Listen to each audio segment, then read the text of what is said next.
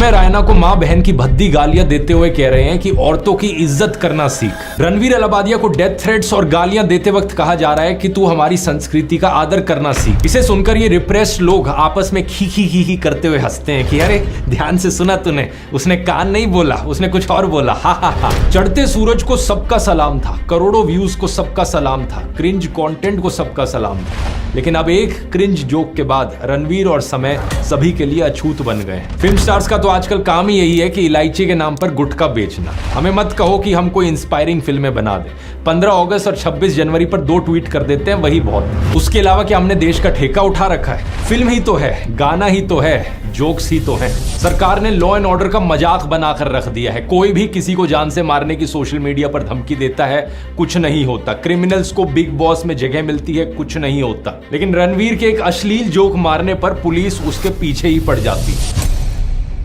नमस्कार दोस्तों, आज हम एक ऐसे खेल की चर्चा करने जा रहे हैं जहां हमारी सरकार अपनी नजर केवल छोटी छोटी विवादों पर टिकाए रखती है, जबकि असली गंभीर समस्याएं हमारे देश के हर कोने में व्याप्त हैं।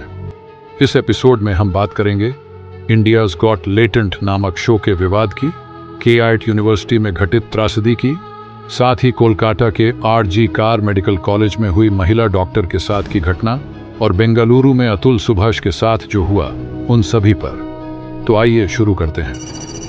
सबसे पहले बात करते हैं इंडियाज गॉट लेटेंट शो की। ये शो अपने कंटेंट और ह्यूमर के कारण काफी लोकप्रिय हुआ था, लेकिन एक एपिसोड में हुए आपत्तिजनक सवालों ने इसे विवाद के कगार पर ला खड़ा किया। एक एपिसोड में एक यूट्यूबर ने ऐसे सवाल पूछे जिनसे दर्शकों में गुस्सा और नाराजगी फैल गई। सरकार ने तुरंत इस छोटे से विवाद पर कार्रवाई करते हुए शो के एपिसोड्स को हटा दिया और सोशल मीडिया पर इस मुद्दे को भड़का दिया। लेकिन सवाल यह है, जब सरकार इतनी तेजी से इन छोटी छोटी घटनाओं पर ध्यान दे रही है, तो उन बड़ी और गहन समस्याओं का क्या जो रोज हमारे युवाओं, छात्रों और आम नागरिकों की जिंदगी प्रभावित कर रही हैं। अब चलते हैं एक ऐसे मामले की ओर जहां एक त्रासदी ने हमारे दिलों को छू लिया। KIT यूनिवर्सिटी, जो कि ओडिशा में स्थित है, वहां एक नेपाली छात्रा प्राकृति लामसाल ने 16 फरवरी 2025 को अपने हॉस्टल के कमरे में आत्महत्या कर ली। इस घटना के बाद नेपाली छात्रों ने विश्वविद्यालय प्रशासन के खिलाफ व्यापक विरोध प्रदर्शन किया और उन पर आरोप लगाया गया कि उनकी शिकायतों का सही ढंग से समाधान नहीं किया गया। फिर भी सरकार की नज़र इस गंभीर घटना पर उतनी नहीं पड़ी जितनी इंडियाज गॉट लेटेंट जैसे छोटे विवादों पर पड़ी है। यह सोचने की बात है कि अगर हमारे देश के युवा और छात्र जो अपनी पढ़ाई और भविष्य के लिए संघर्ष कर रहे हैं, उन्हें इस प्रकार की उपेक्षा का सामना करना पड़ रहा है, तो असली मुद्दे कब हल होंगे। अब बात करते हैं कोलकाता के RG कार मेडिकल कॉलेज की, जहां एक महिला डॉक्टर के साथ असम्मानजनक व्यवहार हुआ। हमें यह जानना चाहिए कि चिकित्सा क्षेत्र में पेशेवरता और सम्मान सबसे महत्वपूर्ण होना चाहिए, लेकिन इस मामले में ऐसा नहीं हुआ। एक महिला डॉक्टर जिन्होंने अपनी जान की परवाह किए बिना लोगों की सेवा की, उनके साथ अपमानजनक व्यवहार किया गया, जिसने पूरे मेडिकल समुदाय पर गहरा प्रभाव डाला। फिर भी सरकार का ध्यान इस मामले पर भी उतना नहीं गया। जहां एक और छोटे छोटे शो और विवादों पर कठोर कार्रवाई होती है, वहीं ऐसे संवेदनशील मामलों जो हमारे समाज के मुख्य स्तंभों, हमारे डॉक्टरों और पेशेवरों को प्रभावित करते हैं, उन्हें नजरअंदाज कर दिया जाता है। यह हमारे स्वास्थ्य क्षेत्र के लिए एक चेतावनी है। यदि इन मामलों को गंभीरता से नहीं लिया गया तो भविष्य में और भी बड़े नुकसान होने की संभावना है। और अब बात करते हैं बेंगलुरु के एक अन्य गंभीर मामले की, अतुल सुभाष के साथ जो हुआ।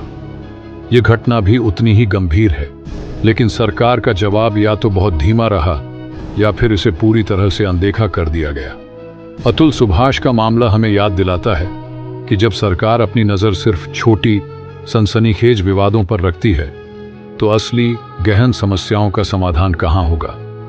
बेंगलुरु, जो कि IT और नवाचार का शहर है, वहाँ के नागरिक भी ऐसे मामलों से परेशान हैं। यह मामला सरकार की चयनात्मक ध्यान देने की नीति की एक और मिसाल है, जहाँ एक और छोटे शो को बंद करके अपनी छवि को सुधारने की कोशिश की जाती है, वहीं बड़े सामाजिक मुद्दों का हल करने से बचा जाता है। दोस्तों, अब वक्त आ गया है कि हम अपनी आवाज़ बुलंद करें।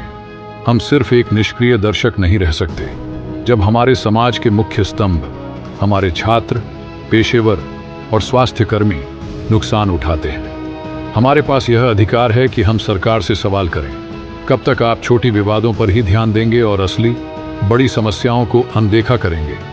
कब तक हमारे संस्थानों में सुरक्षा, सम्मान और न्याय सुनिश्चित नहीं किया जाएगा? आइए हम सब मिलकर एक मजबूत मांग उठाएं, जवाबदेही, पारदर्शिता और वास्तविक सुधार की। सोशल मीडिया, सामुदायिक बैठकों और हर मंच पर अपनी बात रखें। हमारे देश के भविष्य को सुरक्षित करने के लिए सरकार को अपनी नीतियों में बदलाव लाना होगा। ये स्क्रिप्ट एक चेतावनी है, एक जागरूक नागरिक की आवाज।